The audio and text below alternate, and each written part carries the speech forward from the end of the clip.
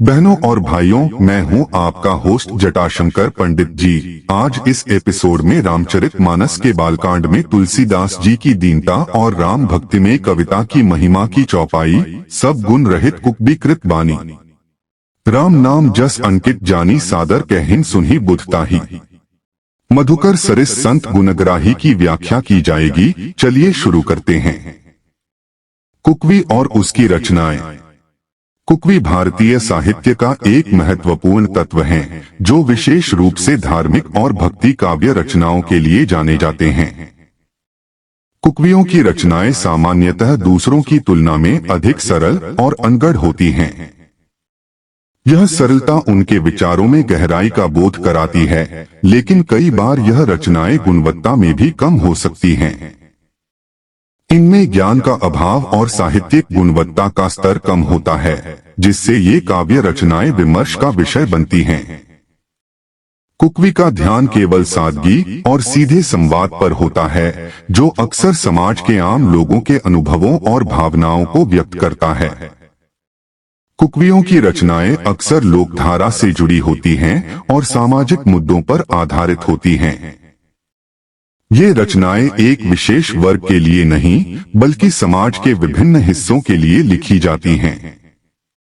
उदाहरण के लिए, जब एक कुकवी राम नाम का जिक्र करते हैं, तो यह न केवल धार्मिक अंश होता है, बल्कि साधारण व्यक्ति की भावना और संघर्षों का भी प्रतीक बनता है। राम नाम का महत्व इन रचनाओं में प्रमुखता से सामने आता है, जो भक्ति और समर्पण का संदेश देती हैं। यह नाम एक अद्वितीय शक्ति है, जो असंवेदनशील जीवन को भी राधा कृष्ण के प्रेम की ओर मोड़ सकता है। हालांकि कुकवी की रचनाएं अनेकों बार आलोचना का शिकार होती हैं, क्योंकि इनमें कुछ पाठकों को साहित्यिक गहराई की कमी महसूस होती है। इस संदर्भ में राम नाम के महत्व को निरंतर चिंतन का विषय बनाना आवश्यक है।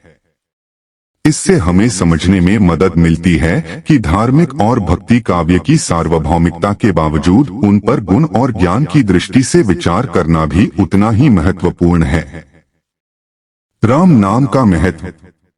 राम नाम एक ऐसा शब्द है जो भारतीय संस्कृति और विशेष रूप से हिंदू धर्म में अत्यधिक महत्वपूर्ण है।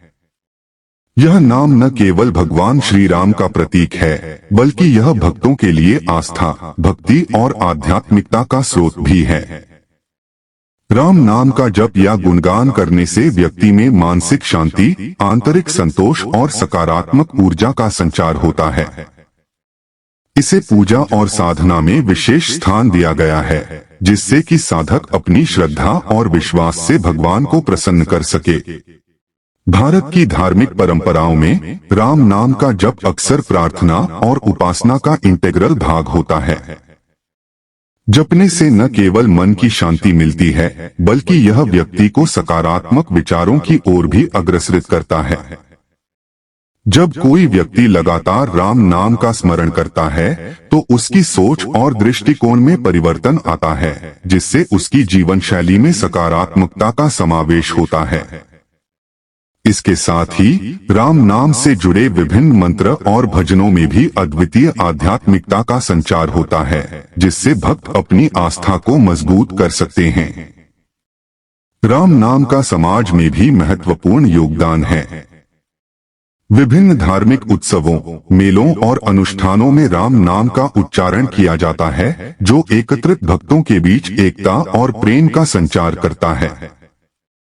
यह नाम सिर्फ एक शब्द नहीं, बल्कि एक भावना है, जो लोगों के दिलों को जोड़ता है। भक्त कई बार संकट के क्षणों में राम नाम की ओर लौटते हैं, जिससे वे कठिनाइयों का सामना करने के लिए प्रेरित होते हैं। इस प्रकार राम नाम का महत्व न केवल आध्यात्मिक धरातल पर है, बल्कि यह सामाजिक और व्यक्तिगत जीवन में भी एक अटूट रिश्ता स्थापित करता है। बुद्धिमान और संतजन का दृष्टिकोण। बुद्धिमान व्यक्तियों और संतजन की सोच हमेशा से गहन और प्रभावशाली रही है। इनका दृष्टिकोण विभिन्न कुकवियों की रचनाओं को सुनने और उन्हें सम्मानित करने में बेहद महत्वपूर्ण है। संतजन जो ज्ञान और साधना के मार्ग पर चलने के लिए पहचाने जाते हैं, कुकवियों द्वारा प्रस्तुत विचारों को आत्मसात कर उनमें छिपे गूढ़ संदेशों को समझते हैं।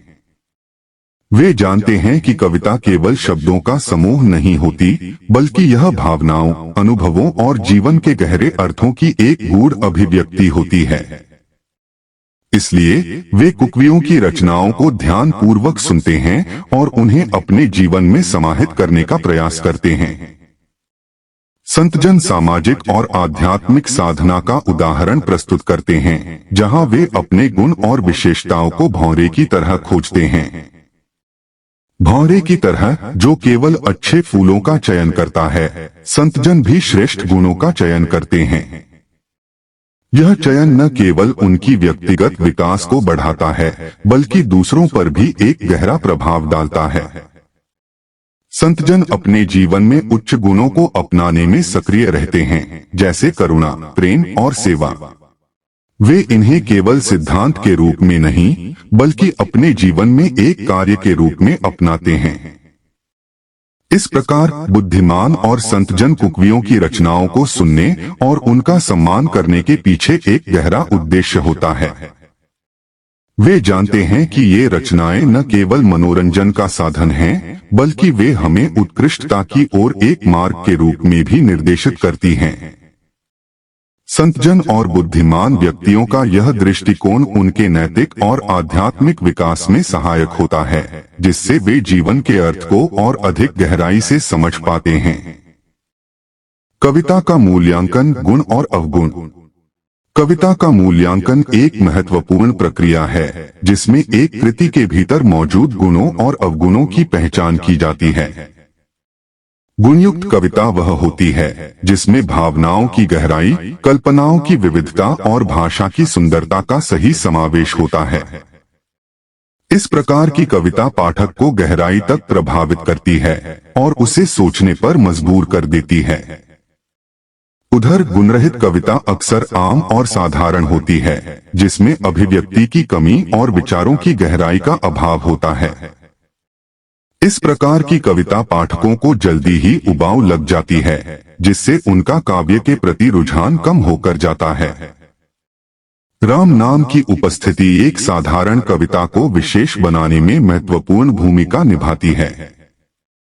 जब कोई कविता राम नाम से संपन्न होती है, तो उसमें भक्ति, श्रद्धा और आस्था की एक विशेष लहर होती है, जिससे कविता की गहराई बढ़ जाती है। राम नाम का जादू कविता में एक अद्वितीय पवित्रता और शक्ति लाता है, जो पाठकों को अपनी ओर आकर्षित करता है। यह न केवल कविता का स्वरूप बदलता है, बल्कि इसके भावार्थ को भी नई दिशा में ले जाता है। कविता का समय मूल्यांकन करने के लिए पाठकों को कुछ बिंदुओं पर ध्यान केंद्रित करना चाहिए। पहले, कविता की भावनात्मक गहराई का अवलोकन करें। यह समझें कि क्या यह आपको किसी विशेष भावना की ओर खींचती है। दूसरे, कवि की भाषा कौशल का मूल्यांकन करें। क्या उसकी शब्दावली और बुनाई आपको आकर्षित करती है। अंत में यह विचार करें कि क्या कविता अपने संदेश को स्पष्टता से व्यक्त कर रही है। यह दृष्टिकोण हमारे लिए कविता के प्रति एक सम्मानजनक और समझदारी भरा दृष्टिकोण विकसित करने में सहायक हो सकता है। आज का एपिसोड यहीं समाप्त करते हैं। अगले एपिसोड में अगली व्याख्या के साथ उपस्थित होंगे। यदि यह व्याख्या आपके हृदय को कहीं स्पर्श कर जाए, तो आभार रूप में आप इसे शेयर और लाइक करना बिल्कुल भी न भूलें।